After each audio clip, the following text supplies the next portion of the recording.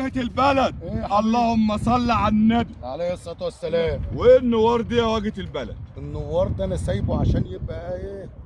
تقاوي. ودي تقاوي دي ولا حشيش دي يا واجهة؟ لا يا باشا، دي انا سايبه عشان يبقى تقاوي. يعني زرعه دي؟ الفلاح الناصح هو اللي هيقول لي دي تقاوي ايه. ماشي. طب ما تقول لي يا واجهة البلد. يا عم انا انور عليك برضه، صلى على النبي. عليها افضل الصلاة والسلام. الزرعه دي بتتخلل وبتتحشي. تتخلل وتتحشي. بتتخلل وبتتحشي.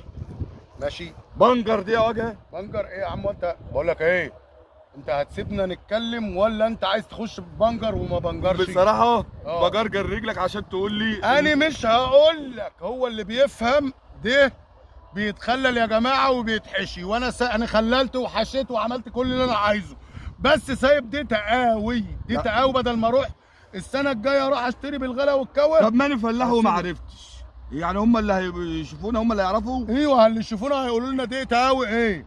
امال ايه يا عم؟ اتحداك لو حد عرف. لا يا حبيبي،